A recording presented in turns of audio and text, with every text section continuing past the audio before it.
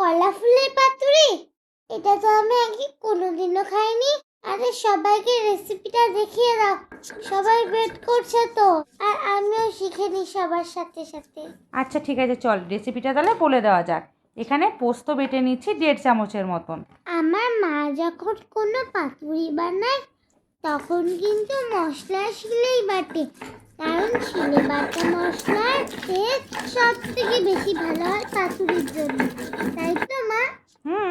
এবার দেখ, সাদা সর্ষে, কালো সর্ষে, সাথে দিচ্ছি 2টো কাঁচা লঙ্কা, তারপর বেটে তুলে নিচ্ছি। এবার আগের থেকে নুন আর হলুদ দিয়ে সেদ্ধ করে রাখা মোচাটা আমি দিয়ে দিলাম। দিয়ে দিচ্ছি পোস্তর পেস্ট, সর্ষের পেস্ট, দিচ্ছি হলুদের গুঁড়ো, দিচ্ছি পরিমাণ মতো নুন, সামান্য চিনি, আর দিচ্ছি সামান্য নারকেল কোড়া।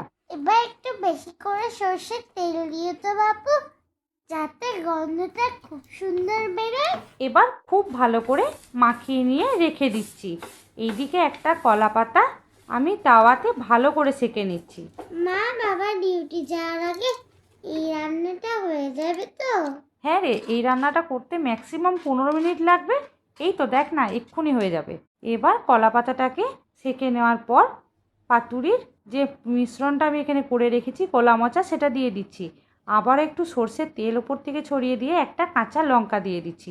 এবার কলা পাতাটা মুড়ে নেওয়ার পালা। দুদিকটা এইভাবে একটু মুড়ে দিতে হবে, তারপর ওপর দিক থেকে নিয়ে এইভাবে একটা টুথপিক দিয়ে দিতে হবে। টুথপিক ছাড়াও সুতো দিয়েও এটা বানিয়ে নেওয়া যেতে পারে। এখানে আমার মোট 2টো মতো হয়েছে।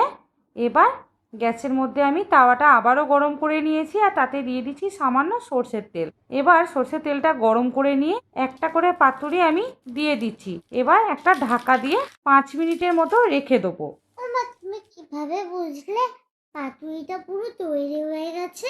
যখন দেখবি গোটা ঘর গন্ধে একদম মমো করছে, তখনই বুঝতে পারবি যে পাতুরিটা একবারে রেডি।